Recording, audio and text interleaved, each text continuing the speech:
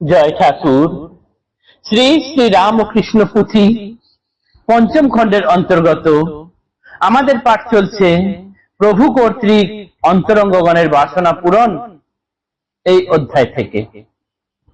আজ পাঠ করব পৃষ্ঠা সংখ্যা 629 থেকে 630 কিছু অংশ পর্যন্ত। আজ আমরা সেই হৃদয় বিদারক দিনের ঘটনাটি পাঠ করতে যাব, যেদিন ঠাকুর নিত্যধামে গমন করেছেন। মন না চাইলেও সেই অংশ পাঠ করতে হয়। তার আগে আমরা গত দিনের পাঠের অংশ সংক্ষেপে স্মরণ করে নিই।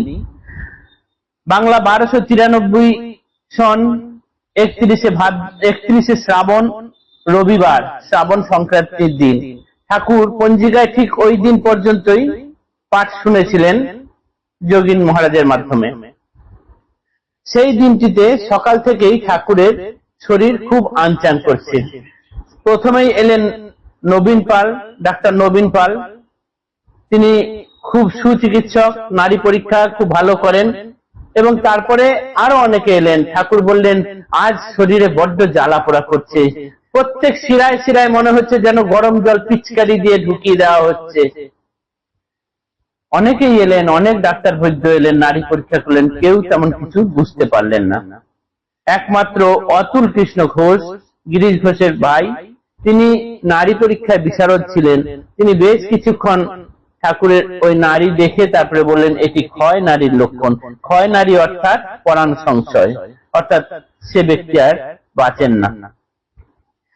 তাই তিনি বাড়ি যাওয়ার আগে বলে গেলেন, আজ রাতটা ঠাকুরকে একটু নজরে রাখতে, খেয়াল রাখতে বেশি করে। তারপর ঠাকুরের হাঁপ ওঠে, শ্বাস নিতে কষ্ট হয়। তখন তিনি আবার সমস্ত ভক্তদেরকে ডেকে বলেন, ওরে দেখ, একেই বলে নাভিশ্বাস। কি অদ্ভুত খেলা! ঠাকুর চলে যাচ্ছেন, তার আগেও শিখিয়ে দিয়ে যাচ্ছেন কোনটা কি বলে। এরপর রাত্রে, সেই দিন রাতে নরেন পুথিকারকে এবং শশীকে, এই দুজনকে পাখায় হাওয়া করার জন্য ঠাকুরের কাছে রেখেছিলেন। রাত্রে প্রায় 1 প্রহর পার হয়ে গিয়েছে। এমন সময় হঠাৎ দেখেন ঠাকুর সমাধিস্থ হয়ে গেছেন। কিন্তু এই সমাধিস্থ অন্যান্য দিনের সমাধির মতো নয়, কেমন যেন একটু অন্যরকম লাগছে। তারা ভয় পেয়ে গেলেন। শশী তাড়াতাড়ি ঠাকুরকে একটু ঠেলা দিলেন, ঠাকুর যাতে উঠে যায়, সমাধি যাতে ভঙ্গ হয়। কিন্তু ঠাকুর সমাধি থেকে উঠলেন না, নড়লেন না। তারা খারাপ কিছু চিন্তা করলেন। সঙ্গে সঙ্গে শশী ঠাকুরের কাছে চিৎকার করে কান্না শুরু করে দিলেন এবং পুথিকারকে বললেন, যাও দৌড়ে গিয়ে রামকে, গিরিশ ঘোষকে খবর দাও। তক্ষুনি পুথিকার বেরিয়ে গেলেন সেই রাতের অন্ধকারে, গিয়ে তাদেরকে খবর দিলেন। খবর দিয়ে সেই অন্ধকার রাত্রে, ঘুরঘুরতি অন্ধকার রাত্রে রাস্তা দিয়ে আসছেন। তখন রাত 2 পার হয়ে গেছে। আমরা গতকাল এই অবধি পাঠ করেছিলাম। এই করে রবিবার চলে গেল। আমরা পরের দিন অর্থাৎ সোমবারের ঘটনা আজ পাঠ করব। সেই রাতে প্রভুর আর সমাধি ভাঙেনি, কিন্তু এলেন গিরিশ ঘোষ, এলেন রাম। তারপরে কি হলো আমরা আজকে দেখছি। প্রভুর সমাধি ভঙ্গ দুপুরের পরদিন দুপুর বেলা সেই সমাধি ভঙ্গ হলো। বলেন, ক্ষুধায় মোর জ্বলিছে উদর। পরদিন দুপুর বেলায় ঠাকুর সমাধি ভঙ্গ হওয়ার পরেই, আগে বলতেন জল খাবো বা এরকম কিছু বলতেন, সেদিন বলছেন ক্ষুধায় আমার উদর জ্বলে যাচ্ছে। সেবা পর ভক্তগণে পাইয়া পরাণী, শ্রীবদনে শ্রীপ্রভুর শুনিয়া শ্রীবাণী। ঠাকুরের মুখের কথা শুনে ভক্তগণরা যেন নতুন ভাবে উজ্জীবিত হয়ে উঠলেন। উঠিয়া বসিলা প্রভু শয্যার উপর, খাইলেন সব সুজি ভরিয়া উদর। ঠাকুরের জন্য সুজি তৈরি করা হয়েছিল, তিনি পেট ভরে খেলেন। কতটুকু খেলেন? 1 তোলা, যার পক্ষে দুষ্কর ভোজন। কি কব আশ্চর্য কথা, এবে সেই জন। পাত্র পূর্ণ সুজি খান, পাত্র পরিপূর্ণ সুজি খান অবহেলে। গলার ব্যাধি যেন নাই কোনো কালে। যে মানুষ 1 চামচ সুজি খেতে পারেন না, গলা দিয়ে নামে না, তিনি গোটা গামলার সুজি সবটাই খেয়ে ফেললেন। যেন মনে হচ্ছে তার শরীরে কোনো রোগ নেই। ভোজনান্তে শান্তি বোধে কন ভগবান, উদর তৃপ্তিতে হইল শীতল পরাণ। সমস্ত সুজিটা খেয়ে তারপর তিনি ভোজন শেষে তৃপ্তির মতো করে বললেন, আহ, প্রাণটা জুড়ালো। প্রভুর ভোজন হেন বহুদিন পরে, দেখিয়া আনন্দে মগ্ন ভকত নিকরে। নরেন্দ্র শ্রী প্রভুদেবে কহেন তখন, নিদ্রায় আরাম চেষ্টা উচিত এখন। তিনি অনেকখানি খাবার খেয়েছেন, এইবার নরেন ঠাকুরকে বলছেন, এবার খাবার খেয়েছো যখন, একটু ঘুমানোর চেষ্টা করো, তাহলে একটু আরাম হবে শরীরে। এত শুনি গুণমণি লীলার ঈশ্বর, বহুকাল অবধি কণ্ঠে ভাঙ্গা ভাঙ্গা স্বর। আজি পূর্ণ কণ্ঠে নাহি বিয়াদি যেমন, তিনবার কালী কালী কইলা উচ্চারণ। মা কালী জীবন তারে ডাকিয়া তাহারে, ধীরে ধীরে শুইলেন শয্যার উপরে।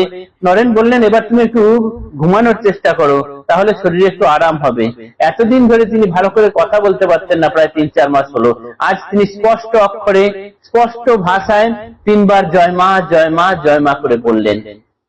তারপর তিনি শুতে গেলেন। নানা মতে সেবা করে ভকত নিকর, শ্রীপাদ সেবায় শ্রী নরেন্দ্র নরবর। বিধি মতে সব সেবা চেষ্টা করে ভক্ত শ্রেণী, যাহে হন নিদ্রাগত ঠাকুর আপনি। প্রভুকে সুস্থির দেখি নরেন্দ্র তখন, বিশ্রামের হেতু নিচে করেন গমন। যে কজন ভক্ত ছিলেন সেখানে, তারা সকলেই কেউ না কেউ ঠাকুরের কিছু না কিছু সেবা করছেন। নরেন নিজে কি করলেন না, ঠাকুরের পা টিপে দিচ্ছেন, পায়ে হাত বুলিয়ে দিচ্ছেন, যাতে ঠাকুরের একটু আরাম হয়, যাতে তিনি একটু ঘুমান। তারপর ঠাকুর একটু সুস্থির হয়েছেন, চুপ করে শুয়েছেন, মনে হচ্ছে যেন ঘুমটা এসেছে। এই ভেবে ঠাকুরকে সুস্থির দেখে তখন নরেন একটু বিশ্রামের জন্য নিচে গেলেন। ইতিমধ্যে কি হইল শুনো অতঃপর, কণ্টকিত চকিতে প্রভুর কলেবর। নাসিকার অগ্রভাগে আখি দুটি স্থির, সুশোভন হাস্যানন সমাধি গভীর। এই সমাধিতে হইল সমাধি মহান, লীলাধামে ফিরে না আইলা ভগবান। সেই মাত্র নরেন গেলেন, তারপরেই হঠাৎ করে যারা সেবা করছিলেন তারা দেখলেন ঠাকুরের শরীরটা যেন একটু কেঁপে উঠলো। তার দুই চোখের দৃষ্টি নাকের কাছে এসে স্থির হলো, মুখে হাসি হাসি হঠাৎ করে সমাধিস্থ হলেন। এই যে সমাধিস্থ হলেন ঠাকুর, এটাই হলো মহা সমাধি। আর সেই সমাধি থেকে তিনি ফিরলেন না, তিনি নিজের মৃত্যুধামে ফিরে গেলেন। এই সমাধিতে হইল সমাধি মহান, লীলাধামে ফিরে না আসিলা ভগবান। ভক্তগণে সমাধির অবস্থা দেখিয়া প্রাণে সারা, ভক্তগণে সমাধির অবস্থা দেখিয়া প্রাণে সারা বাক্যহারা রহিল বসিয়া। একটা বাজিয়া মাত্র 2 মিনিট পার, মহাসমাধিস্থ যবে শ্রী প্রভু আমার। ঠাকুরকে এই সমাধি যেতে দেখে যারা ভক্তগণ ছিলেন তারা বাক্যহারা হয়ে চুপচাপ বসে রইলেন। পুথিকার বলছেন এই সময় রাত্রি 1:02 হয়েছে। ইহারি কিঞ্চিত পরে আইল বা গানে, ভক্ত রামচন্দ্র আর গিরিশ 2 জনে।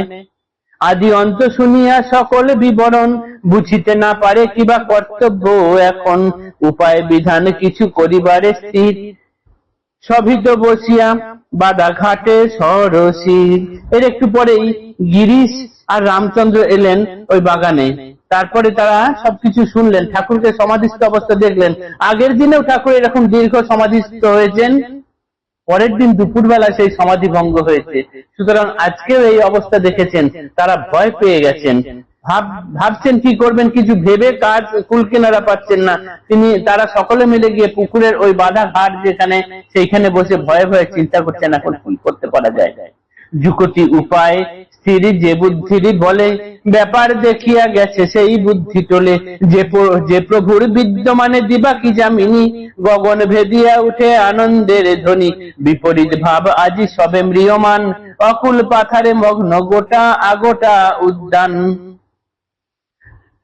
যে বাগান সর্বদা আনন্দে কলরবে ধ্বনিতে মুখরিত হয়ে থাকতো, আজ সেখানে সব চুপচাপ, নিস্তব্ধ, ম্রিয়মান। কৃষ্ণা প্রতিপদে চাঁদে পূর্ণিমারে আজ ছটা ঘটা সহকারে গগনে বিরাজ। সোনার বরণ কর ঢালি রাশি রাশি, কর বিতরণে যেন কল্পতরু শশী। মন্ডল আকারে এক রেখা সুশোভন, চাঁদের চৌদিক ভাগে দিলা দর্শন। বিচিত্র আসন যেন পাতিল সভায়, বিলাইতে দেবগণে আগত বসাইতে দেবগণে আগত তথায়। হরষে উৎফুল্ল মনে দেবতার প্রতি, সম্ভাষিতে প্রভুরায় পোহাইলে রাতি। নিত্যধামে গমনে উদ্যত লীলেশ্বর, সমাধি আশ্রমে ত্যাজি নর কলেবর। কেহ হাসে কেহ কাঁদে লীলার যে রীত, হেতা অন্তরঙ্গ গণে শোকে আকুলিত। ইতি উতি ভাবিতে চিন্তিতে রাতি গেল, অরুণ উদয় ক্রমে প্রভাত হইল। সবাই চিন্তা করছেন কি করা যায়, কি হবে। রাতটা পূর্ণিমার রাত ছিল, চাঁদ যেন অতিরিক্ত ভাবে তার জ্যোৎস্না ঢেলে দিয়েছে। জ্যোৎস্না বিলিয়ে দিতে গিয়ে চাঁদ যেন আজ কল্পতরু শশী হয়ে গেছে। চাঁদের চারিদিকে এক গোল বৃত্ত দেখা গেছে। তাই এখানে যেন মনে হচ্ছে আজকে বিচিত্র আসন পেতেছে সব দেবতাগণ যেন ওই রেখার মধ্যে এসে বসেছেন। এই প্রভুদেব আজ সেখানে যাবেন। তাই নিত্যধাম থেকে তিনি এই সমাধি আশ্রমে, এই আশ্রম থেকে সমাধির মাধ্যমে তার এই নরকলেবর ত্যাগ করে ওই নিত্যধামে তিনি ফিরে যাবেন। তাই তাদের চারিদিকে সমস্ত দেবগণ এসে মিটিং এর জন্য বসেছেন, যেন তাকে পেয়ে সবাই সম্ভাষণ জানাবে, সবাই তাকে অভ্যর্থনা জানাবে, এই রকম প্রতিকার কল্পনা করছেন। আর এই ভাবতে ভাবতেই আস্তে আস্তে পূব আকাশে সূর্যের আভা দেখা গেল, সকাল হলো। আজ আমরা এইটুকুই পাঠ করলাম, আগামী দিনে পরের অংশ দেখব। জয় ঠাকুর।